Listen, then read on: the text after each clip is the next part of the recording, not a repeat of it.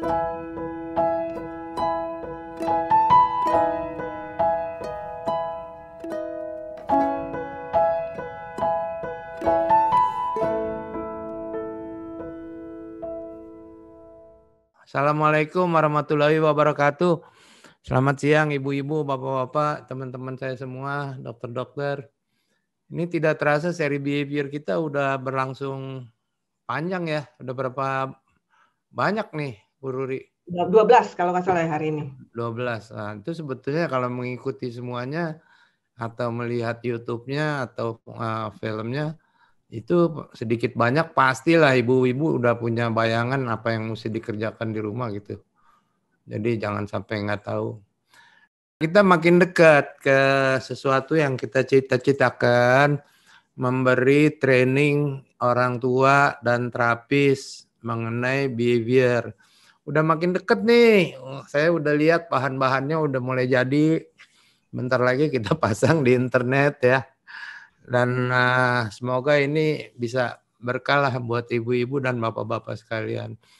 Dan berita menyenangkan lainnya, Dr. Ivan sudah menyelesaikan penelitiannya, membuat kuesioner untuk diagnosis ASD dengan hasil yang sangat baik. Ya, jadi kita bisa diagnosis ASD dari jauh. Kemudian tesis yang penelitian yang video untuk ASD buat diagnosis kan udah selesai, udah publikasi. Ya, jadi kita bisa bikin diagnosis dengan kuesioner ditambah dengan video. Meleset apa enggak? Enggak banyak lah, melesetnya paling-paling 10% gitu. Artinya apa? Kita bisa meluaskan jaringan sampai seluruh Indonesia. Berikutnya apa? Semua dokter-dokter saraf anak akan saya ajak untuk menggunakan alat ini sehingga bisa digunakan di tempat prakteknya masing-masing. Ya. Nah, setelah diagnosis, sampailah pada hal yang agak sulit. Kita mesti melakukan terapi. Nah, ini udah di ujung nih. Sebentar lagi kita juga bisa terapi online. Ya, jadi ya moga-moga berkah lah kerjanya Ibu Ruri dan kawan-kawan nih. Bisa menolong orang banyak ya. Baik, hari ini kita akan mulai mempersiapkan anak kita untuk belajar di rumah. ABA atau verbal behavior ya. Dokter Apin muncul lah gitu. ABA dan verbal behavior. Jadi tadi Bu Ruri laporan bahwa beberapa yang kita kemukakan di webinar atau di video banyak yang protes juga. Ya silakan aja protes, nggak apa-apa. Yang benar yang mana? Ya menurut kita yang benar gitu. Kalau yang itu lebih bagus ya silakan aja gitu. Kita nggak maksa juga. Pokoknya kita menolong sebisanya dengan ilmu yang kita pakai yang benar. Sehingga ada kemajuan. Silakan Bu Ruri, dimulai. Iya, terima kasih Prof. Selamat siang Bapak-bapak dan Ibu semua. Apa kabar? Mungkin ada beberapa yang belum kenal. Tadi kalau ada info bahwa memang ini adalah banyak anggota yang baru gitu ya. Jadi kalau mungkin kenalan dulu. Saya Ruri, saya adalah BCBA atau Board Certified Behavior Analyst yang kalau di luar adalah konsultan untuk terapi ABA. Ya, jadi saya background-nya S2 ABA dan juga mendapatkan sertifikasinya. Jadi sudah ada jam praktek ya. Jadi saya BCBA sekitar sudah 4 tahun.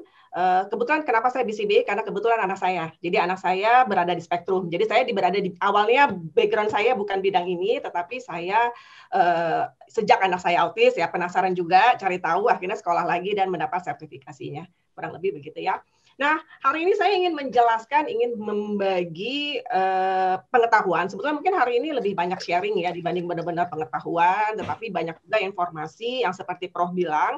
Hari ini kami tuh dari tim ABA, tim ABC ya namanya ya, tim ABC yang sudah banyak memberikan sharing materi-materi ABA di YouTube-nya, di IG dan Zoom-nya ini Klinik Anakku dan YouTube juga. Ini adalah bagaimana teknik-tekniknya dan di sini ya saya akan mencoba merangkumnya dan kita lihat ya nanti ya silakan supaya orang tua apalagi suasana seperti ini yang tidak menentu dan juga banyaklah kendala-kendala yang akan saya jelaskan berikut itu bisa membantu dari rumah gitu ya, membantu bagaimana kalau kebetulan anaknya didiagnosa keterlambatan gitu, karena ini adalah juga tugas orang tua untuk memahami anak, dan tentu sebagai profesional, kami juga merasa maksudnya ya memang harus dibantu oleh orang tua gitu ya. Nah, sekarang kita mulai apa itu ABA gitu ya. Jadi tadi ada beberapa pertanyaan juga, katanya tanya ABA itu apa? Mungkin yang baru gabung ya. Jadi ABA itu adalah sains, ilmu yang analisa perilaku yang diimplementasikan secara sistematis untuk meningkatkan perilaku yang diinginkan atau sesuai dengan lingkungan. Jadi ABA ini sains, metodenya valid dan sistematis berdasarkan data. Jadi kita tidak berdasarkan lihat-lihat tanpa data, tanpa analisa, kita main oke, ini anak cocok programnya seperti ini. Oh, ini sama-sama anak autis, kita copy paste aja, ini juga autis, umurnya 5 tahun, yang ini 5 tahun, programnya sama, selesai gitu ya. Enggak begitu. Tetapi sebetulnya kita punya analisa, kita punya ilmu yang secara valid dan sistematis mengubah perilaku anak gitu ya. Perilaku apa aja nih? Apa saja yang memang kebetulan memang diperlukan anak. Misalnya kita meningkatkan perilaku berbahasa, mengajarkan sosialisasi, mengajarkan akademik, macam-macam, kemandirian, jangan lupa ya. Nah, kemudian untuk menurunkan perilaku yang tidak diinginkan. Misalnya anaknya tantrum yang berlebihan. Kalau nangis sih semua anak juga nangis ya, tapi kalau nangisnya tidak terkontrol, nah mungkin itu masalah gitu ya. Yang mengganggu istilahnya mengganggu kehidupan sehari-hari anak dan ibu dan orang tua, dan juga mungkin mengganggu perkembangan anak karena misalnya dia tantrum terus berarti dia nggak mau belajar dan sebagainya gitu ya. Jadi kira-kira itulah ilmu ABA ya, ilmunya tuh luas sebetulnya. Nah, sekarang kemudian apa hubungannya ABA dan ASD ya, anak autis atau mungkin secara garis besar anak kebutuhan khusus gitu ya. Jadi waktu tahun 87, Dr. Ivar Lovaas ya melakukan studi terhadap 59 anak autis yang di bawah 3 tahun selama 2 tahun. Jadi selama 2 tahun beliau ini melakukan penelitian gitu ya, dan ternyata 19 anak terapi ABA 40 jam per minggu, 101, jadi satu-satu gitu ya. Kemudian 20 anak terapi ABA 10 jam per minggu. Ini per minggu ya, jadi kalau sehari, kalau yang tadi 40 jam berarti 8 jam sehari, kalau yang 10 jam berarti 2 jam sehari. Dan kemudian anak menerima terapi standar, ya, maksudnya kalau di luar negeri standar di Amerika terutama ya, OT, SI, kalau anak terlambat apapun diagnosanya pasti langsung dapat dari negara gitu ya, OT dan SI atau terapi bicaranya. Dan kemudian sekolah khusus. Nah, ini gimana gitu? Ternyata 47% dari anak yang menerima 40 jam per minggu tidak dapat dibedakan dengan anak normal setelah kelas 1 SD. Jadi ini penelitian sangat-sangat valid gitu ya. Jadi bahwa teknik ini, tetapi teknik ini namanya dititi ya. Jadi cuma sebagian kecil dari teknik ABA. Jadi teknik ABA itu banyak. Salah satunya dititi, dan ini yang pertama kali membawa teknik ABA untuk penanganan ASD atau ABK secara umum gitu ya. Tetapi tentu ini udah tahun berapa sekarang? Itu tahun 87 gitu ya. Jadi tentu ada perkembangan yang luar biasa lah dalam pengembangan ilmu ini gitu ya. Tapi basicnya, dasarnya adalah ini. Nah, terus kita pengen lihat di luar negeri ya, kita standar internasional dong. Oh ya, mungkin kalau yang belum tahu, saya tinggal di Prancis ya. Kebetulan sebelum di Prancis, saya tinggal di Dubai, di UAE ya. Jadi ya alhamdulillah mendapat pengalaman internasional, kurang lebih gitu ya. Terapi anak saya juga memang selalu di luar dan juga dengan profesional yang dari luar semua ya, sampai sekarang gitu ya. Terus jadi gimana terapi ABA gitu ya? Terapi ABA itu di bawah seharusnya. Mohon maaf mungkin di Indonesia agak berbeda situasinya, tetapi saya memberi gambaran yang di luar lah ya. Jadi kalau di luar negeri itu BCBA, terapi ABA dilakukan oleh konsultan yang BCBA atau Board Certified Behavior Analyst yang levelnya S2 atau S3 ya. Saya S2 sih masih ya. Terus kemudian di bawah BCBA kalau memang ada dilakukan oleh BCABA atau Assistant Behavior Analyst yang biasanya levelnya S1 ya. Terus kemudian yang betul-betul langsung bertemu dengan anak, karena kan bisa kita lihat tadi ya, bertemu anaknya tuh intensitasnya harus lama ya, yang tadi tuh flow fast aja 40 jam gitu ya. Itu adalah kita sebut RBT atau Registered Behavior Technician gitu ya. Nah, itu sebetulnya minimalnya lulusan SMA yang dilatih. Ya. minimal ya. Ini sekali standarnya seperti ini. Jadi ada minimal SMA, tetapi tentu dilatih dengan ilmu-ilmu yang memang untuk menangani anak ABK dan juga teknik-teknik tertentu ya. Nanti saya akan jelaskan kemudian. Jadi gitu. Nah, jadi bagaimana nih terapi ABA gitu ya? Memang paling baik pasti dilakukan oleh profesional gitu ya. Tetapi kalau nggak memungkinkan gimana gitu ya? Maksudnya mungkin barangkali nggak ada fasilitas dekat rumah. Saya tahu Indonesia tuh luas banget ya. Perancis saja nggak cuma seberapa kecilnya Indonesia ya, belum lagi kita juga pulau-pulau kecil banyak, pulau besar aja juga banyak gitu ya. Terus kemudian keterbatasan biaya, waktu ya, apalagi di Jakarta macet, ada kesulitan transportasi gitu ya. Gimana mau terapi tiap hari? Ada kita harus jaga anak yang lain, apalagi kalau anak lain masih kecil, belum lagi antar jemputnya, belum lagi biaya yang luar biasa. Bayangin harus intensif ya, kalau enggak rada-rada kurang berhasil nih gitu. Tapi nanti makanya saya kasih tahu tekniknya supaya berhasil gitu ya. Nah, gimana caranya tuh? Rada ribet kan nih sebagai orang tua. Saya orang tua jadi saya paham banget kondisi seperti ini, benar-benar tahu ya. Dan kebetulan anak saya 3, walaupun kebetulan yang autis kan anak paling kecil, jadi saya agak lumayan lah kakak-kakaknya kebetulan agak selisih beda jauh sih enggak, tapi agak lumayan, nggak terlalu rapat, agak mendingan. Tapi saya kebayang kalau anaknya benar-benar yang rapat kecil-kecil, beda-beda setahun 2 tahun, luar biasa gitu perjuangan, dan kasihan juga anak-anak yang lain gitu kan ya. Nah, terus ada beberapa orang tua juga pengen tahu nih anaknya dia gimana sih gitu, autis tuh gimana sih, mau harus bagaimana gitu. Bukan masalah kita sebagai orang tua denial atau apa, tetapi kan yang kadang-kadang kita pengen tahu apa yang bisa saya bantu gitu, apa yang bisa dilakukan gitu. Jadi orang tua tuh harus teredukasi gitu dengan autis ini apa, teknik yang dipakai apa, terus tujuannya apa gitu. Apalagi sekarang yang luar biasa yang masih sangat nggak tahu kapan selesainya ya, COVID ya. Di Perancis sendiri luar biasa, saya juga udah takut banget, ini udah 42.000 confirm case sehari gitu ya, nggak tahu lagi bagaimana. Ya kita sebagai orang tua juga harus survive, juga sebagai profesional juga ya harus berpikir gimana caranya kita bisa membantu orang tua dalam situasi yang bisa dibilang darurat gitu kan. Jadi bagaimana nih terapi ABA-nya gitu kan, yang memang diperlukan anak. Oke, apakah orang tua bisa? Kalau saya sih jawabnya orang tua adalah terapis terbaik anak. Karena paling yang mengenal anak itu orang tua loh. Memang profesional punya ilmunya gitu ya, punya ilmu ini anak autis harus digimanain kita tahu gitu. Tetapi sebagai ingat ya, yang namanya program ABA itu nggak ada yang copy paste ya. Sementara kita ketemu anak cuma berapa jam sehari, kalau ketemu tiap hari itu juga ya. Kalau seminggu 3 kali cuma ketemu seminggu sekali sejam gitu. 3 kali ya sejam setiap ketemu itu agak kurang pas gitu kan. Kalau misalnya orang tuanya juga tidak teredukasi. Jadi orang tua tuh yang tahu nih anaknya kalau diginiin ini gini, ini kalau diginiin gini, ini gini gitu ya. Nah, jadi orang tua itu adalah sebetulnya terapis terbaik anak juga dan partner yang bagus untuk profesional untuk bekerja lebih efisien. Gitu. Jadi kan profesional punya nih ilmunya. Oh, ini ABA tuh gini, cara belajarnya gini anak autis. Profilnya gini, atau mungkin anak yang lain ADHD atau Down syndrome atau apa, profilnya seperti ini gitu kan. Nah, orang tua punya nih, oh anak saya ini autis ya, tapi dia sukanya tuh mainannya ini, dia sukanya gini, kalau kayak gini tuh dia marah, kalau gini tuh dia enggak. Nah, informasi ini kalau ditemuin dengan benar, dengan sudut pandang yang sama, klop. Jadi yang namanya terapi menjadi efisien. Gitu kan kita maunya gitu ya, nggak yang profesional mikirnya gini ternyata anaknya gini nggak komunikasi, akhirnya barangkali anaknya menjadi problem behavior yang banyak dan nggak maju-maju programnya gitu ya. Jadi kalau saya sebagai profesional punya orang tua yang sama levelnya, berlarinya sama saya benar-benar senang luar biasa gitu. Artinya apa yang saya kerjakan tidak sia-sia.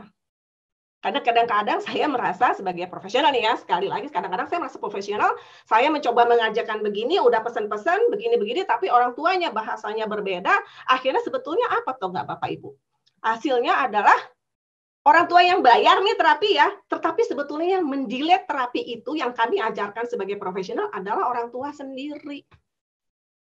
Sering itu kejadian. Jadi misalnya kita udah ada teknik sesuatu nih, kita kasih tahu ini anaknya kalau begini ya, teknik misalnya tentang fungsi behavior atau apa ya, men misalnya, kebetulan anaknya kita tahu udah bisa, tapi kita ada proses ya, nggak mungkin tiba-tiba. Jadi kita makanya komunikasi dengan profesional, anak ini udah bisa ini, yang ini belum bisa, nah tolong Pak, Bapak, Ibu dipraktekkan juga di rumah. Nah, anak-anak autis anak-anak pintar loh, memanfaatkan situasi. Dia tahu kalau di tempat terapi nggak boleh, kalau di rumah selalu boleh. Akhirnya apa? Ya di rumah ya boleh-boleh semua. Tapi maksud saya gini, saya kadang-kadang lucunya, Bapak Ibu yang bayar terapi, Bapak Ibu sendiri yang mendelete. Kan sayang. Ya. Jangan pikir anak autis itu nggak pintar loh. Mereka sangat-sangat pintar memanfaatkan situasi. Oke, nah terapi HABA haruslah intensif dan konsisten karena kita ngubah behavior. Ya, sementara orang yang paling lama bertemu dengan anak adalah orang tua. Ya, paling lama loh ya ketemunya ya. Jadi kalau orang tua yang teredukasi dengan program anak, tidak akan mendelay program apa yang dilakukan profesional. Jadi sama seperti saya bilang. Jadi kita tuh enak jalannya tuh bareng. Jadi kita nggak pernah mundur. Ibaratnya kalau profesional ya udah ngajarin capek gini. Orang tuanya bilang, itu kan di terapi di rumah mah kasihan. Boleh aja lah kasihan. Nanti dia nangis lah. Inilah kasihan. Yang ada tau nggak Bapak Ibu yang bayar itu yang ngedelay mundur lagi yang bikin bukan profesional loh. Jadi jangan salahkan profesional kalau misalnya profesional bilang dia udah bisa ini. Kok sama saya nggak nurut? Mohon jangan salahkan profesional, tapi introspeksi diri sendiri. Caranya gimana supaya anak nurut? Itu diajarin. Makanya nanti kita digging lagi, kita lihat lagi yang sudah diajarkan teman-teman saya sebelumnya ya. Nanti ada. Oke. Jadi intinya adalah anak autisme itu ada anak yang bisa belajar, tapi cara belajarnya yang berbeda. Jadi kalau orang tua memahami kondisi anak, orang tua dapat bekerja sama dengan profesional mencapai hasil yang optimal. Ya, jadi mereka bisa belajar, mereka malah pintar. Malah kadang-kadang menurut saya terlalu pintar karena dan bisa memanfaatkan orang tua. Pura-pura aja nggak bisa hidup saya menjadi lebih nyaman gitu ya. Jadi ya apa namanya, kita sebagai orang tua harus lebih pintar, masa kalah sama anak kecil. Oke? Ya. Jenjang terapi ABA seperti yang saya bilang tadi mensyaratkan semua orang bisa dilatih asal belajar dengan benar. Jadi tadi lihat ya, ABA itu nggak susah-susah sebetulnya, nggak rumit-rumit. Apalagi alhamdulillah sekarang ada panduan yang sangat-sangat sederhana. Nanti saya akan jelaskan. Oke? Nah, jadi intinya apa? Ya pelajari tekniknya dengan benar. Itu aja. Jadi pelajari teknik dasar ABA dan VB dengan baik, tidak rumit. Nggak rumit-rumit amat, nggak. Karena sebetulnya semua ilmu ini kan ilmu behavior ya. Kita juga manusia punya behavior. Jadi mungkin profil kita berbeda. Saya misalnya alhamdulillah normal ya kayaknya. Bapak Ibu juga normal gitu. Nah, kebetulan anak Bapak Ibu tuh autis gitu, agak berbeda, tapi kan dia juga manusia ya. Jadi sebetulnya behaviornya sama. Maksudnya bisa kita tarik itu mirip lah gitu, sama gitu. Cuma beda karena dia autis, jadi ada sudut pandang, ada jalan pemikiran yang berbeda. Nah, itu yang harus kita pelajari dengan benar. Ya. Nah, kemudian sebetulnya tim saya dan teman-teman saya bersembilan dari tim ABC ini sudah mempresentasikan sebagian dari ilmu-ilmu ini tadi, ABA VB ini tadi gitu ya. Nah, tapi tunggu lengkapnya seperti Prof tadi bilang di depan, yang lebih kita akan membawakan yang namanya training RBT yang lebih profesional dan juga memang standarnya standar untuk terapis yang RBT tadi saya bilang. Tapi memang sebetulnya kalau benar-benar jadi RBT seperti yang saya gariskan di dalam diagram tadi, selain teori itu juga harus ada ujian dari BCBA gitu. Jadi kalau misalnya di bawah saya ada RBT, RBT saya selain teori-teori, kemudian juga harus ada kayak ujiannya gitu. Ya, baru bisa terdaftar sebagai RBT internasional. Tetapi kan kebutuhan kita di sini mungkin berbeda dan RBT internasional itu cuma berlaku sampai 2022 gitu ya. Jadi memang sekarang sesudah itu tidak ada lagi yang namanya istilah internasional gitu ya. Makanya kita nih ingin membuat standar di Indonesia. Dan yang kita bikin ini sebetulnya RBT plus gitu. Kalau RBT itu kan cuma teori-teori. Nah, saya bersama teman-teman sudah mendesain program bahwa RBT ini selain teori yang penting untuk memahami dan mempraktekkan teknik ABA ini ya, termasuk ada VB juga di situ. Ada juga sedikit tugas akhir kayak project lah ya, mini project gitu, bukan tapi kami membuat sedemikian rupa walaupun ilmu materinya berat, kita bikin sedemikian rupa supaya gampang dicerna. Ya, jadi join, jangan lupa akan keluar nanti di awal tahun 2021. Pantengin aja Klinik Anakku IG, pasti ada pengumumannya. Gitu ya. Dan ini yang RBT sih lebih teori ya, maksudnya bukan lebih yang benar-benar lebih dalam lah teorinya dibanding yang selama ini kami presentasikan. Karena ya, jadi nah sebelumnya apa? Sebelumnya kami tuh udah presentasiin. Jadi kalau ada yang baru join ya, jadi kalau hari ini aja mau tahu gimana cara belajar ya nggak mungkin lah ya. Ilmu ini ilmu yang luas, yang banyak gitu. Tapi bisa dipelajari. Jadi dalam beberapa bulan ya, 3-4 bulan kali ya, kami sudah mempresentasikan banyak hal ya. Misalnya yang penting nih, apa aja yang harus dipelajari? Yang pertama, gimana kita pairing dan essential control, atau gimana caranya kita memasangkan kepada anak bahwa terapi itu adalah hal yang menyenangkan dan anak mau nurut sama kita. Nah ini udah keluhan orang tua banget nih. Anaknya nggak mau nurut. Kalau sama saya, kalau sama terapinya mau nurut. Ya, tapi kan yang jadi orang tua kan bapak sama ibu ya. Terapi kan bisa ganti-ganti ya, terapis ya. Kalau bapak ibu nggak bisa ganti ya. Jadi mohon bapak ibu ya belajar gimana caranya supaya anak nurut. Karena orang anaknya itu anak bapak ibu, bukan anaknya terapis. Oke? Ya, jadi ini ada nih, kalau yang belum lihat nonton ya, judulnya Bagaimana Meningkatkan Kepatuhan pada Anak ASD. Ya. Kemudian ada kita pelajari juga fungsi behavior. Ini kebetulan kita udah cukup banyak nih membahas. Ini harus dipelajari. Tadi kebetulan ada ibu yang tanya tentang fungsi behavior anak saya begini.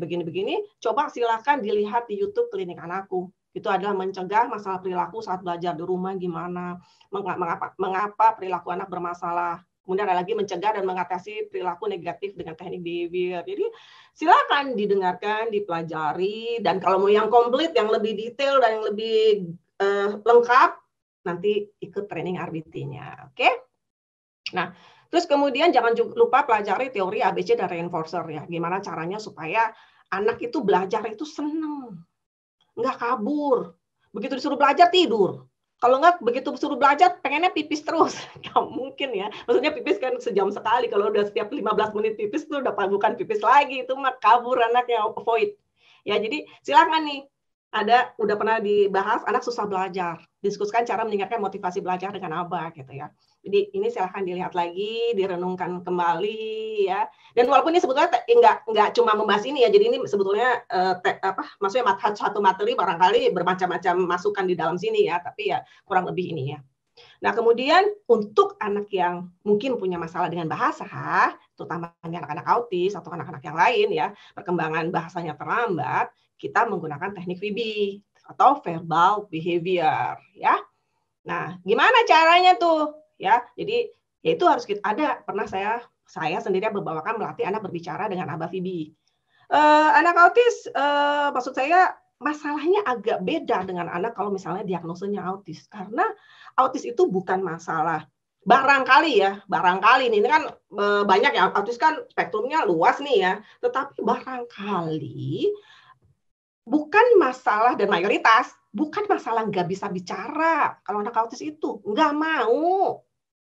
Gimana kita meningkatkan motivasi dia supaya dia bisa mengeluarkan suaranya? Itu yang penting. Gitu lah ya, meningkatkan motivasinya. Nah, itu ada tuh. Melatih anak berbicara gimana caranya. Kemudian teknik dasar terapi behavior yang bisa dikerjakan di rumah gimana. Waktu itu teman saya juga sudah bawakan. Terus apakah terapi ABA harus duduk di kursi dan dijepit ke dinding ya. Nah, gimana nih maksudnya gimana caranya supaya terapi itu menyenangkan? Gimana anak bisa senang kalau disuruh masuk tempat terapi terus dipojokin dan dijepit ke dinding? Yang ada mah takut. Sekarang coba Bapak sama Ibu, kalau suruh kerjanya di pojokan, didepit, nggak boleh keluar, terus kemudian bosnya di depannya. Emang mau kerja begitu? Kan nggak mau ya. Jadi apa maksudnya ya, makanya saya bilang ini ilmu tuh sebetulnya sama. Ilmu behavior. Kalau Bapak Ibu nggak mau diperlakukan seperti itu, kenapa Bapak Ibu memperlakukan anak kecil seperti itu? ABK pula. Yang mereka nggak bisa protes. Kalau anak yang biasa kan protes, mama aku nggak mau dijepit ke dinding. Apa, aku kan mau keluar, aku capek, duduk mulu. Nah, kalau anak autis nggak bisa protes, terus protesnya gimana? Gampang, protes mereka mah jedutin aja kepala, begitu guduk.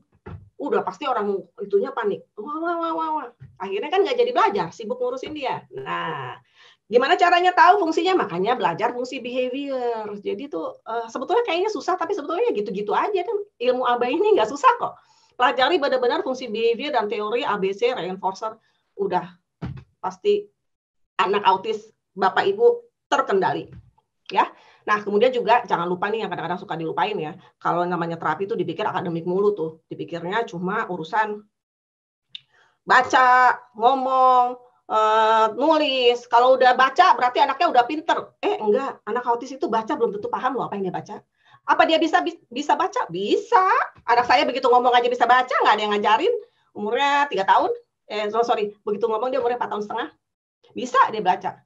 Tapi apa dia paham yang dibaca? Ya enggak, orang dia nggak bisa pemahaman bahasanya nggak ada.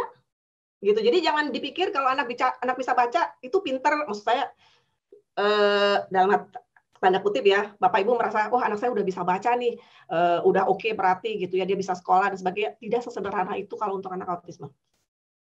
Ya, jadi nanti ada teknik assessment-nya, oke? Nah, kemudian juga jangan lupa toilet trainingnya gimana. Nggak ada sekolah yang mau terima kalau anaknya nggak masih pakai pampers, nggak ada. Ya, kemudian kesulitan makan. Nah, ini makan ini juga ada hubungannya dengan berbicara. Ya, waktu itu juga teman saya udah bicarakan. Terus steaming, ya kalau misalnya masih steaming tidak terkendali, nggak ada juga yang mau terima sekolah. Kalau steaming mas seperti dibilang, kalau Prof bilang ada yang dosa, ada yang enggak gitu ya.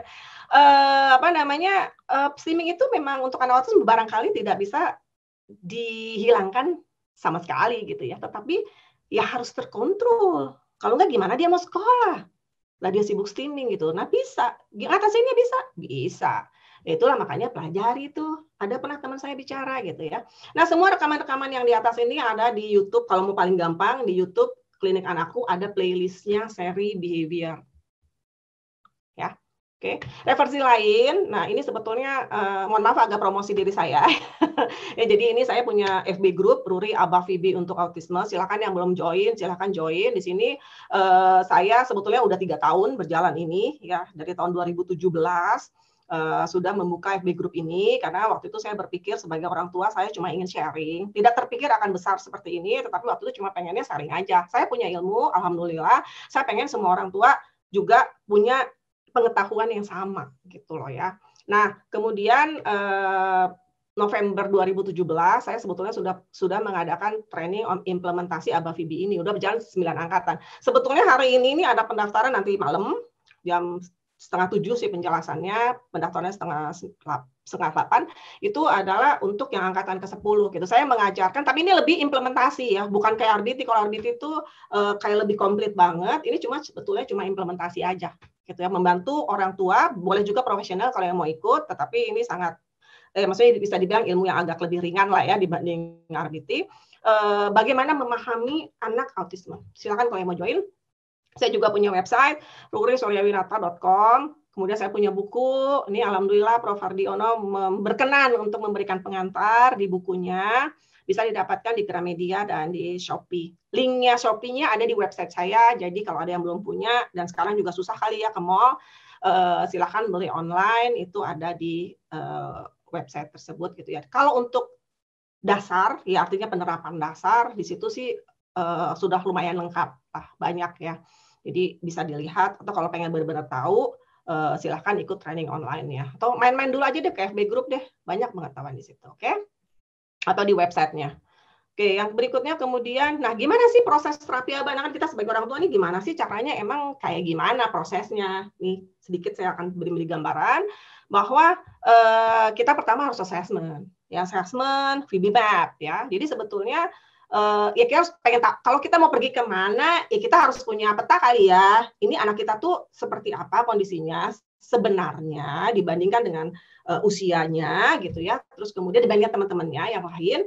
Terus kemudian ya baru kita tahu, baru kita bisa bikin programnya, rencana IEP ya, Individualized Education Plan. Jadi maksudnya kita mau bikinnya apa, kemudian kita implementasi dan evaluasi gitu. Jadi kita harus lakukan itu dulu gitu. Ya kan kita pengen tahu anak kita ada di mana. Kalau enggak nanti nggak tepat sasaran.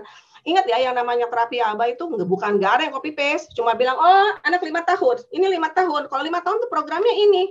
Nggak ada begitu. Ini sama-sama 2 tahun. Nggak ngomong kan? Ya udah sama programnya. Nggak begitu. Ya, enggak. Kita melaksanakan analisa secara detail, anaknya bisanya apa, kurangnya apa, sukanya apa, kelebihannya apa, kekurangannya apa, baru kita bisa menyusun program yang baik, efektif, dan efisien. Jadi apa sih VB-MAP ya? Jadi VB-MAP ini dikarang oleh Dr. Mark Sandberg, ya BCBAD. Kalau saya BCBA biasa, kagak pakai D ya di belakangnya. Kalau Mark Sandberg karena PhD, jadi ada BCBAD. Itu singkatannya adalah Verbal Behavior Milestone Assessment and Placement Program. Ya, jadi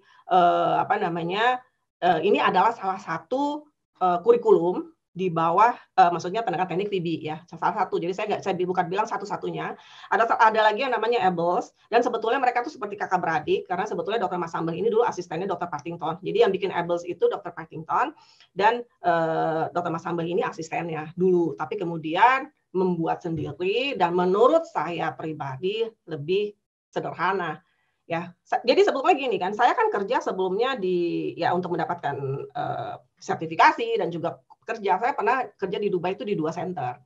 Dua-duanya pakai VB-MAP. Ya, jadi bukannya saya memilih VB-MAP gitu ya karena memang VB-MAP apa gitu. Karena memang di luar itu paling banyak dipakai karena paling sederhana, dan menurut saya untuk orang tua untuk memahami juga nggak terlalu sulit. Orang awam ya, ibaratnya orang awam tuh memahaminya nggak terlalu susah gitu ya. Nah, VB-MAP dia menggunakan apa? Berdasarkan prinsip ABA dan Skinner Verbal Behavior. Jadi dia prinsipnya ABA, tetapi pemahaman bahasanya dia pakai yang namanya BF Skinner.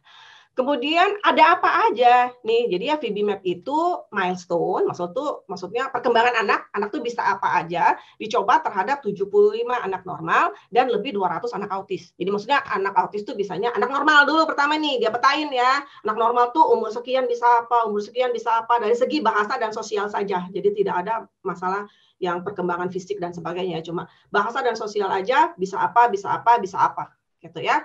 Nah, kemudian anak kita nih yang terlambat perkembangan bahasa dan sosial. Kalau autis kan ya tahu sendiri ya, kebanyakan masalah perkembangan bahasa dan sosial. Kita petakan nih, kita coba petakan, ada pasti yang bolong-bolong. Yang bolong-bolong itulah yang menjadi guidance kita untuk mengarahkan ini anak perlunya apa lagi gitu ya. Jadi kira-kira seperti itu. Nah, kalau mau dipetakan tuh kayak gini. Jadi ini VB-MAP. Ada 2 buku, yang satu guide-nya, satu protokolnya. Jadi ada satu penjelasan, satu ya benar-benar untuk ini apa per pasal gitu. Ini kalau bisa dilihat. Jadi kita sebagai orang tua atau sebagai profesional yang bukan bidang ABA tuh ngelihat ini jeret ya. Itu kan ada grafik tuh, ada tabel-tabel di situ. Itu tuh kelihatan, oh kira-kira anaknya seperti apa. Ya, jadi ini ada 3 level, bisa dilihat level 1, level 2, level 3. Itu level 1 adalah anak perkembangan anak 0 sampai 18 bulan, level 2 18 sampai 30 bulan, level 3 30 sampai 48 bulan. Jadi anak kita yang autis, jadi ini dia memetakan kan anak normal nih, bisa apa aja gitu ya. Anak di 4 tahun ya, ingat ya, 4 tahun bahasa dan sosial aja ya. Ini kalau anak normal di usia 4 tahun komplit full. Ya. Kalau anaknya telat perkembangannya, berapapun umurnya, sekali lagi ya, berapapun umurnya, kita petakan di sini pasti ada yang bolong. Kalau nggak bolong, udah pasti dia kayak anak umur 4 tahun yang ngomongnya cicus dan bisa main sama teman-temannya, biasa lah ya, bisa main, bisa nanya sama temannya, bisa bermain bersama temannya. Oke, kita petakan berapapun umur anak kita. Dari situ ada yang bolong-bolong nih kalau yang terlambat kan. Nah, itulah mulai kita sebagai patokan kita, guidance-nya, petunjuknya tuh ya udah berarti ini dulu yang diajarin, caranya begini, ini dulu diajarin, oh ini yang ini lebih tinggi, ini yang lebih rendah. Nah, itulah yang harus kita ibaratnya mainkan. Ya maksudnya kita ajarin yang sesuai dengan kekurangan dia gitu ya. Jangan sampai kita misalnya bikin program kebanyakan matching. Ya kebanyakan cuma bikin puzzle. Loto sampai 20 sampai 30. Nah, pertanyaannya apakah memang anaknya butuh itu? Sementara mayoritas ya, saya bilang sekali lagi mayoritas, tidak semua. Mayoritas anak autis adalah anak visual. Terus programnya cuma yang berhubungan dengan visual semua. Terus yang dia nggak bisa gimana ya? Itu kan pertanyaannya. Gitu. Makanya menurut saya sebagai orang tua dan saya juga sebagai profesional yang menjelaskan orang tua, VB-MAP ini sangat-sangat mudah diikutin dan dimengerti. karena langsung ada guidance umurnya. Dan mohon maaf kalau misalnya ada orang tua yang pertama kali dipetakan VB-MAP, anaknya cukup kaget. Terus terang anak saya pertama kali dipetakan di VB-MAP, usianya udah 4,5 tahun, 4 tahun lebih ya, belum 4,5 sih, tapi udah 4 tahun lebih, sudah terapi dari umur 2,5 tahun, sejak ketahuan autis, terapinya juga udah ABA udah ada TW, OT gitu ya. Begitu kelihatannya juga saya, aduh, anaknya masih level 1 di bawah 18 bulan dengan beberapa yang memang lebih tinggi karena kebanyakan terapi sebelumnya adalah yang matching-matching itu, dan merupakan salah satu kelebihan anak saya dan anak autis umumnya bahwa kelebihan bersama yang gambar-gambar itu lebih. Nah, terus yang nggak dilatih, dia nggak bisa kok nggak pernah dilatih? Itu kan pertanyaan saya kan. Ya sayangnya gitu. Jadi akhirnya ya saya belajar sendiri, makanya saya ambil sekolah lagi, saya belajar sendiri, dan kebetulan ya yang untuk anak saya udah ada ya saya serahkan profesional, tapi kemudian saya penasaran dan belajar sendiri gimana supaya perkembangannya tuh emang cocok pas yang dibutuhkan oleh anak gitu. Ya itulah dengan VB-MAP ini sangat-sangat sederhana gitu, bisa diikutin. Jadi itu ya, jadi kira-kiranya seperti itu.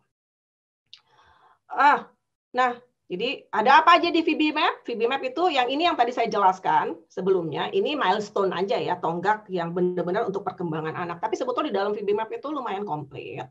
Jadi milestone assessment ada 170 milestone yang tadi udah jelasin dibagi dalam 3 level. Ya. Terus kemudian selain itu ada ecoic assessment. Untuk ecoic itu yang ecoic ya. Bapak ngomong A, anaknya ngomong A, ngomong apel gitu ya. Nah, tapi memang ini kan masih bahasa Inggris ya. Tetapi kalau nanti edisi bahasa Indonesianya insya Allah keluar gitu ya. Kemudian barrier assessment itu hambatan belajar. Jadi kita tuh di dalam VB-MAP tidak cuma hanya oke, anak ini nggak bisa, anak ini nggak bisa. Enggak, kita cari sebabnya kenapa dia begitu, kenapa dia tidak bisa belajar, gitu banyak. Nah, kita analisa juga. Ini jadi ada 24 hambatan belajar yang harus kita analisa. Kemungkinan hambatan untuk anak-anak ya yang terlambat perkembangannya. Ya. Kemudian lagi transisi assessment, 18 area untuk transisi ke sekolah umum. Ya, jadi ini banyak pertanyaan orang tua ya, anak saya ini udah umur segini mau sekolah gimana gitu ya. Kalau jawab kalau namanya behavior analysis ya, BCB jawab tuh nggak pakai perasaan. Jawab itu pakai data. Jadi ini nih datanya harus kita assessment. Anak ini sebetulnya siap bersekolah atau tidak? Atau sekolah itu cuma sekedar penasarannya orang tua bahwa anak saya sudah bersekolah. Saya juga orang tua, jadi mohon maaf orang tua ya, tapi saya tahu perasaan orang tua bahwa oke, anaknya autis, sudah bersekolah, udah. Sekolahnya mana? Sekolah istilahnya sekolah normal gitu ya. Saya sebagai orang tua saya juga tahu saya ada perasaan bangga gitu, anak saya udah bersekolah di sekolah biasa. Tetapi kan pertanyaannya, apakah itu bermanfaat buat anak? Kan itu yang lebih penting secara jangka panjang gitu. Ya, kalau misalnya di sekolah anaknya cuma muter-muter atau kebanyakan dia tidur aja atau cuma di pojokan dia sibuk dengan kegiatan sendiri, apakah sekolah bermanfaat? Nah, kan itu kan pertanyaannya. Nah, makanya Dr. Mas Amber ini udah keren banget, dia bikin guidance apakah anaknya tuh emang udah siap bersekolah. Kalau tidak siap, umpama kurang lebih siap tapi belum siap gimana? Makanya ada bantuan shadow teacher dan sebagainya gitu. Jadi ada prosesnya gitu, ada analisanya. Tergantung umur anaknya juga dan macam sekolah macam apa gitu yang bakal dia join gitu ya. Macam-macam. Terus kemudian ada yang namanya task analysis dan skills tracking, itu ada sekitar 900. Jadi nih anaknya ada benar-benar dilihatin satu persatu gitu. Udah bisa belum. Walaupun pada prinsipnya 900 skill ini sebetulnya masuk ke dalam 170 itu gitu ya sebagian gitu. Jadi ya nanti analisanya seperti itu. Nah, dari hasil assessment ini baru kita bisa memberikan rekomendasi pengembangan program berdasarkan profil VB-MAP sang anak.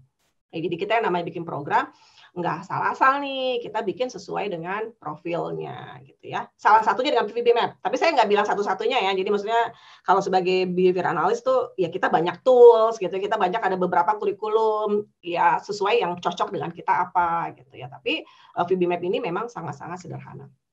Nah, di dalam milestone kita yang maksudnya 170 yang level-levelan tadi ya saya bilang itu ada apa aja ada verbal operan dasar ya. Jadi kalau yang udah dengerin tentang teknik verbal behavior saya pasti udah tahu itu ada echoic, ada man, ada tag, echoic, interverbal.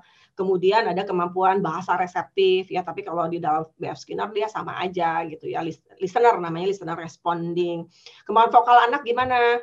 Apakah dia bisa ngomong satu kata, suku kata, huruf, bubbling dan sebagainya gitu ya. Bermain mandiri. Nah, ini kadang-kadang yang lupa orang tua atau profesional lain ajarkan, dipikir kalau yang namanya ABA cuma terapi di meja gitu ya. Nah, ini bermain tuh enggak loh. Bermain itu adalah salah satu cara anak-anak untuk belajar. Dan ini penting. Ya. Jadi bermain, maksudnya jangan orang tua merasa kalau belajar itu yang belajar, saya udah bayar nih belajar gitu ya, di meja. Oh, itu cuma main-main doang. Bukan. Justru yang main ini kadang-kadang anak autis susah, Bu. Benar. Ya. Terus kemudian sosial dan bermain sosial. Ya, jadi masalah anak autisme terutama kan bermain sosial ya. Maksudnya dia main sendiri banyak kok, anak autis yang bisa main sendiri banyak. Tetapi apakah dia bisa bermain sosial bersama teman? Nah, itu problem kehidupannya gitu. Jadi problem kita juga, jadi harus kita ajarin. Kemudian ada namanya persepsi visual dan menyamakan, ya VPMTS. Jadi bagaimana persepsi anak gitu ya terhadap gambar-gambar dan sebagainya, dan benda dan sebagainya, kemudian menyamakannya. Kemampuan tata bahasa, kemampuan dalam grup dan di kelas gitu ya, kemampuan pra-akademik. Ingat ya, bukan kayak di Indonesia, aduh akademik mah susah bener. Ini baru 4 pra-akademik karena ini adalah anak di bawah 4 tahun. Ya. Dan kalau kecepatan ngajar akademik sementara pemahaman bahasa anak belum cukup, itu judulnya percuma. Karena apa? Apakah anak-anak bisa baca? Bisa. Apakah anak bisa nulis? Bisa. Apakah anak bisa tambah-tambahan matematika sampai 100, 200? Bisa. Tetapi apakah anak bisa paham apa yang dia baca? Apa yang dia tulis, atau paham apa cuma soal sederhana seperti mama punya 1 kue, dikasih kamu 1 kue, sekarang mama punya berapa kue? Anak autis nggak bisa jawab. Kalau VB-Map-nya belum penuh, belum ya, maksudnya nggak hampir penuh lah minimal. Nggak bisa jawab, bisa baca, bisa lancar, bisa. Karena membaca itu sebetulnya adalah kayak menghafal ya. Maksudnya ya BA, BA, apalagi bahasa Indonesia gampang banget. Maksudnya lebih sederhana lah dibanding bahasa Inggris ya, karena BA, BA udah pasti BA, mau sampai kapan juga baca aja BA. BI, bacanya mau sampai kapan juga B. Nah, kan jadi membaca itu ada sebetulnya proses yang seperti menghafal gitu. Sementara kesulitan anak-anak ini adalah memahami bahasanya, apalagi yang konsep bahasa abstrak. Jadi apa dia paham apa dia baca? Belum tentu. Ya, itu. Nah, ada syarat-syaratnya supaya dia memahami bahasa gimana? Ya itu tadi step-step di VB-Map-nya harus dijalanin.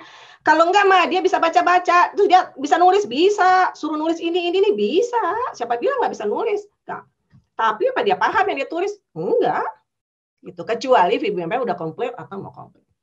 Ya, terus kemudian VB-Map ini siapa yang bisa melakukan gitu ya? Ya, seperti saya bilang tadi, ya sebaiknya dilakukan oleh profesional lah ya. Profesional itu udah dilatih, sekolahnya capek loh. Ya, tapi kalau kita sebagai orang tua nggak punya fasilitas gimana, ya kan?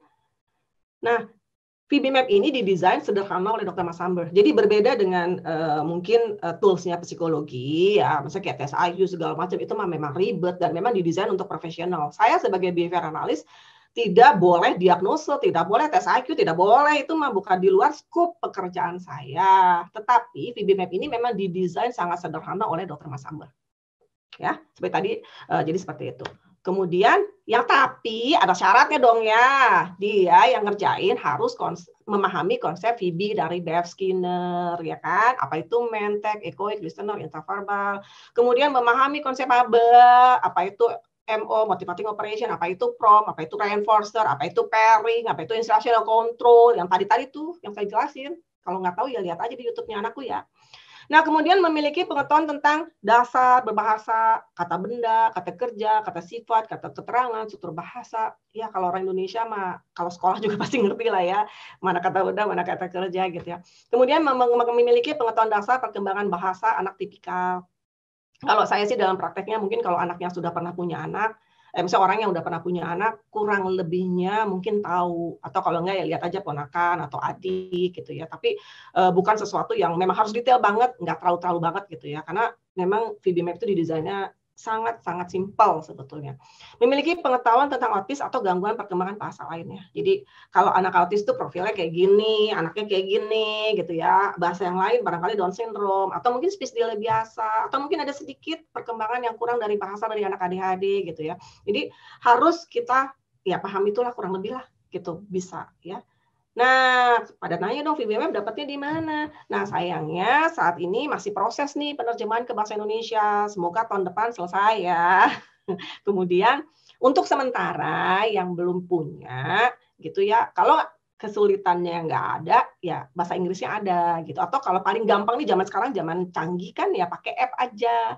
Ada di VB-Map app itu sederhana apa namanya? Kalau menurut saya sih ya nggak susah-susah amat bahasa Inggrisnya karena di situ tuh langsung kalau yang pasal 1 pasal 1 isinya apa? Anak bisa minta barang berapa barang gitu ya, 2 barang. Nah, itu kan ya menurut saya sih rata-rata orang Indonesia bisa ya. Barangkali bukan tidak ada kesulitan silakan. Nah, itu sederhana.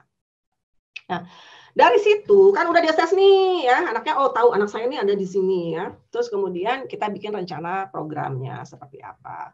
Hasil asesmen memberikan informasi, apa aja informasinya, menentukan kemampuan dan hambatan pada anak untuk mendesain program yang cocok. Jadi anaknya ini udah di mana posisinya, ya berapapun umur anak kita, misalnya anak kita 5 tahun, 6 tahun, 7 tahun, 9 tahun, bahkan 15 atau 20 tahun, tetapi kalau misalnya perkembangan bahasanya belum tektok kayak anak umur 4 tahun yang bisa bercerita, bisa menjawab pertanyaan, bisa mengungkapkan apa yang ada dalam pikirannya dengan lancar. Ingat ya, untuk perkembangan bahasa dan sosialnya aja ya, jadi bukan melulu tentang VB-Map ya. Kalau anaknya masih kecil-kecil banget, iya. Tapi kalau anaknya udah agak besar, di atas 4 tahun, tentu banyak perkembangan yang perlu dikembangkan selain bahasa dan sosial ya. Jadi ini cuma untuk bahasa dan sosialnya, itu ya kita bisa lihat nih, anaknya sebetulnya kemampuannya di mana gitu ya. Kemudian untuk menentukan level VB-Map-nya. Bukan nentuin level VB-Map nih bukannya harga mati ya, bukan level 1 harus gini, maksudnya dia level 2, level 1 harus penuh dulu baru level 2. Enggak begitu. Itu coba untuk membantu kita mengorganisasikannya. Kemudian kita bisa tahu walaupun ini bukan harga mati sekali lagi, tetapi kalau anak level 1 tuh kayak gimana proses belajarnya yang bagus seperti apa, level 2 seperti apa, level 3 seperti apa gitu ya. Jadi kita bisa tahu, terus kita bisa tahu kekuatan dan kelemahan dari anak. Ini kan anaknya kelebihannya di sini nih, kelemahannya di sini nih. Iya, masa kita mau latih kelebihannya mulu? Kenapa harus dilatih terus? Orang ini udah kelebihannya. Yang kita latih adalah kekurangannya. Betul nggak? Ya kalau ini dilatih terus, yang ini adanya begini. Terus yang nggak nyambung juga. Ya, maksudnya nggak cocok gitu kan perkembangannya seperti itu. Nah, itulah yang harus kita seimbangkan supaya connect nih gitu. Bahasanya, sosialnya tuh juga connect gitu. Kemudian yang berikutnya adalah supaya anaknya berkembang optimal ya seimbang. Ya kalau seimbang jadi pas gitu. Walaupun kita tentu tahu ada beberapa profil khusus dari anak yang ABK, yang kebetulan kalau saya banyak menangani anak autis yang memang khusus di VB-Map-nya yang mungkin agak sulit dicapai, tetapi bisa gitu ya. Jadi bisa kita lihat. Itu sebagai patokannya. Nah, implementasinya gimana? Bisa dilakukan oleh orang tua sendiri atau tim terapis orang tua. Apakah bisa gitu ya? Kita tentu harus bantu sama profesional, tetapi kemudian ya prakteknya itu saya bilang kan harus intensif dan konsisten. Bagaimana caranya kita membina hubungan ini dengan profesional gitu kan? Jadi profesional ada program, tetapi kan cuma bisa mungkin seminggu 2 kali atau seminggu 3 kali ya, cuma 1 jam pula misalnya. Nah, gimana kita menselaraskannya di rumah gitu. Jadi kita harus praktek lagi di rumah nih, maksudnya ngikutin petunjuk dari terapisnya. Nah, apakah bisa dilakukan orang tua atau ada terapis lain yang mungkin bisa datang ke rumah, misalnya apalagi suasana COVID gini ya, agak takut nih terapi langsung gitu. Atau mungkin ada terapi online bisa juga, tetapi kan kurang waktunya ya. Dan terus terang kalau untuk anak-anak ya yang masih level VB-Map ya, perkembangannya, kalau untuk bisa di depan komputer lama, susah tuh, ya kan? Nah, berarti harus ada yang melaksanakan di rumah. Nah, itu bisa dilakukan oleh orang tua sendiri atau tim terapis dari orang tua, gitu ya. Tapi harus kita lihat nih, kan kita sebagai orang tua mengukur juga nih kemampuannya. Apakah kita punya waktu, apakah kita harus bekerja, berarti kan harus orang lain yang melaksanakan. Terus kemudian apa kita juga harus ngurus anak lain, apalagi kalau anaknya masih kecil-kecil gitu ya. Nah, itu yang harus kita pikirkan. Terus kemudian apakah perlu ruangan khusus? Sebetulnya terapi AB yang zaman sekarang juga udah nggak terlalu banget ruangan khusus gitu. Memang distraksi harus diminimalkan, misalnya kayak TV ya dimatiin gitu ya. Tetapi bahkan di dalam terapi, saya pernah ke kliniknya Dr. Corbun. Dr. Corbun itu salah satu tokoh verbal behavior yang cukup terkenal di Amerika, punya cabang di Dubai, kliniknya Dr. Corbun. Itu nggak ada sekat sama sekali. Jadi yang namanya terapi ya udah. Jadi begitu saya masuk klinik, itu udah langsung aja ruangan kayak aula, udah terapi di situ. Jadi udah model kuno bahwa terapi ABA itu harus di ruangan satu-satu, tertutup, terkunci, bebas, tanpa noda, itu udah nggak zamannya. Ingat ya, Lovas itu tahun 87, sekarang 2020, udah mau ganti 2021 pula. Ya, jadi ilmu itu berkembang. Nah, tapi beberapa kan kita nggak bisa menutup kemungkinan barangkali anaknya masih banyak terdistraksi ya. Makanya kalau di center saya dulu tempat bekerja, untuk anak-anak yang pemula itu cukup dengan partisi, kayak partisi kantor. Jadi dia masih bisa mendengar suara, tetapi perlu ada partisi. Tapi mungkin kalau di rumah ya nggak perlu juga gitu, asal TV-nya udah mati, distraksi diminimalkan, ya kita bisa laksanakan terapi gitu. Jadi sebetulnya bisa di mana aja, apalagi yang namanya terapi ABA, sekali lagi bukan cuma masalah kartu-kartu. Ya, jadi kemudian siapin juga reinforcer kesukaan anak, bisa untuk makanan, minuman, mainan, HP, video ya. Jadi jangan lupa untuk selalu mengembangkan reinforcer. Jadi apa itu reinforcer? Lihat lagi di YouTube yang lain kalau belum tahu ya. Kemudian yang berikutnya adalah mainan. Jadi sekali lagi buang pemikiran bahwa ABA itu cuma kartu-kartu. ABA itu 8 jam di dalam ruangan tertutup, bolak-balik kartunya pun itu pula.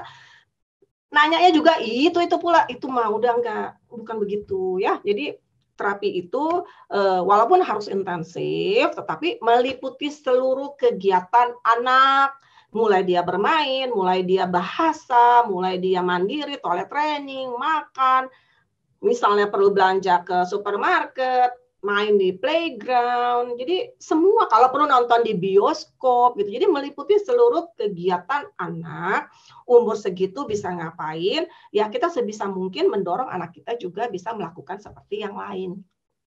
Gitu ya. Jadi itu dalam program ABA yang full itu tuh sekarang tuh ya seperti itu, bukan yang 40 jam diberi 8 jam tuh dikurung di dalam ruangan aja, kartu-kartu suruh duduk aja lah. Anak normal aja kagak bisa duduk segitu lama di ruangan kalau masih kecil. Saya bosen, ya gimana lagi anak ABK gitu loh. Oke, jadi gitu ya. Jadi mainan, kemudian kartu dan benda asli, figurnya, peralatan, alat tulis, stopwatch dan sebagainya. Dalam implementasinya gimana? Siapkan mental diri dan pemikiran bahwa terapi haruslah menyenangkan, alami mungkin. Tidak semua terapi ABA hanya kartu-kartu atau dititi ya. Jangan lupa program ABA tidak hanya tentang pelajaran. Ya jangan lupa nih, jadi saya bilang tadi, implementasinya itu harus diimplementasikan ke dalam lingkungan alami. Gimana dengan evaluasi? Evaluasi terapi menggunakan VB-MAP biasa dilakukan setiap 3-6 bulan. Ya, kadang-kadang ada yang 1 tahun kalau misalnya VB-MAP-nya dibikinnya di sekolah. Jangan lupa kerjasama dengan profesional nih ya. Jadi walaupun lakuin di rumah bukan berarti di rumah terus ya. Jadi kita harus langsung komunikasi juga dengan profesional, bisa dokter, bisa psikolog, konsultan ABA, terapis okupasi, terapis wicara, guru dan sebagainya. Ini anak saya nih gimana nih perkembangannya gitu. Jangan mentang-mentang bisa dirubah terus kita semua lakukan. Enggak. Orang tua mohon maaf mungkin belum punya kemampuan yang cukup bahwa ya perkembangan anak tuh seperti apa gitu. Jadi ya tetap harus komunikasi ya walaupun melakukannya di rumah.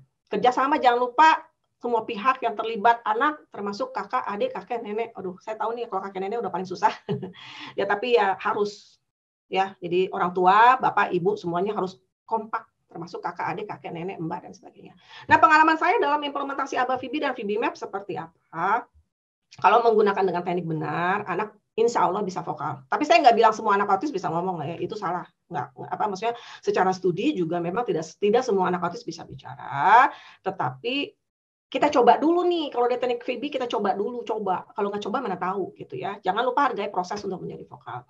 Kemudian anak mengalami kemajuan dalam berbagai keterampilan, bahasa, imitasi, perintah, bermain sosial. Karena kan kita ngajarin semua ya, nggak cuma kartu gitu. Anak sedang terapi karena terapi adalah kegiatan yang menyenangkan, ya, bukan kegiatan pemaksaan yang menyebabkan trauma. Belajar sambil bermain adalah menyenangkan dan anak mendapatkan apa yang mereka inginkan atau reinforcer. Jadi ini ingat loh ya, walaupun ABK mereka tuh anak-anak, kasihan teman-teman lainnya juga, maksudnya yang tipikal mereka bisa main, bisa ngapain ya bebas gitu. Sementara anak kita dari pagi sampai sore harus ibaratnya belajar gitu ya. Jadi ya mereka ini juga anak-anak loh. Mereka ini juga punya hak untuk senang. Hidupnya menyenangkan tuh mereka punya hak. Dan kalau anak normal bisa protes, sayangnya anak kita tidak bisa protes. Makanya sebagai orang tua lah yang kita harus memahami. Maksudnya harus memberikan yang memang menjadi hak mereka. Kemudian orang tua membeli gambaran atau tujuan dari terapi anak, memahami kondisi kendala anak dalam belajar, serta urutan atau prasyarat apa yang diperlukan agar anak dapat mencapai kemampuan tersebut. Ya, jadi kalau orang tua yang teredukasi, oke, anak saya ABK, gitu kan, terus gimana gitu kan, maksudnya apa yang bisa saya bantu gitu. ABK kan memang berkembang sesuai masing-masing gitu ya, nggak bisa kita samakan, walaupun diagnosa sama-sama autis, tidak bisa kita menyamakan A sama dengan B, ini sama-sama autis, ini sama-sama 2-3 tahun sama-sama nggak ngomong gitu ya. Kedepannya bisa jadi beda gitu kan. Nah, tetapi ya kita harus memahami kondisi kendala masing-masing anak kita apa, kelebihannya apa, kekurangannya apa, sukanya apa, nggak sukanya apa, sehingga kita bisa ya ada gambarannya. Ini ke depannya gimana kira-kira gitu loh. Bukan berarti kita terapi tanpa tujuan. Dengan VB-MAP ini ada tujuan, walaupun mungkin beda-beda. Ada yang komplit VB-MAP misalnya dalam 8 bulan, ada. Ada yang butuh jauh lebih lama, 3 tahun, 4 tahun, 5 tahun, bisa jadi gitu. Tetapi kan paling nggak kita ada sesuatu yang menjadi guidance, kan ada evaluasinya tuh. Dalam waktu 3 bulan, 6 bulan, udah berapa lama, udah berapa banyak yang kita bisa capai ya. Itu kalau menurut saya sebagai orang tua itu sedikit memberi comfort gitu, apa namanya, oh oke, anak saya memang mungkin belum sama si B, tapi dia maju loh gitu loh. Jadi tidak merasa usaha kami adalah sia-sia. Lebih baik dilakukan oleh profesional, jadi tetapi karena keterbatasan pelaksana dan orang tua dapat belajar dan implementasi sendiri dengan dipantau profesional jika perlu ya. Tetapi ya itulah, ini apa VB-MAP itu kalau dibilang susah mah enggak, tetapi harus dipelajari dengan sungguh-sungguh. Kalau menurut dari pengalaman orang tua yang pernah belajar sama saya, rata-rata mereka perlu paling tidak 6 bulan. Dan itu juga bukan belajar 6 bulan, itu benar-benar yang mereka niat setiap hari dengerin, baca, dengerin videonya dan sebagainya. Oh, sampai paham. Yang benar-benar niat ya, bukan benar, oh 6 bulan udah bisa saya. Enggak begitu. Benar-benar mereka belajarnya tuh konsistensinya luar biasa. Oke. Nah, kalau mau kontak profesional yang menjalankan teknik ABA gitu ya, coba silakan, ini saya dan juga beberapa teman-teman saya, ini kontaknya, silakan dikontak. Kalau saya sendiri bisa di IG, lewat IG message atau FB pribadi saya, Ruri Soleniarta message. Kalau untuk add teman, terus terang mohon maaf nggak bisa, karena saya sudah full untuk FB pribadi saya, tetapi kalau message biasanya pasti saya balas ya, IG dan FB. Oke. Kira-kira demikian presentasinya, semoga bermanfaat. Silakan kalau ada pertanyaan. Ya, terima kasih Bu Ruri. Waduh, Bu Ruri nih biasa kalau ngomong semangat betul. Semoga nggak kecepatan dari Prof ya. Saya udah berusaha ngomongnya pelan-pelan. Nggak apa-apa, cepet tapi orang ngerti kok.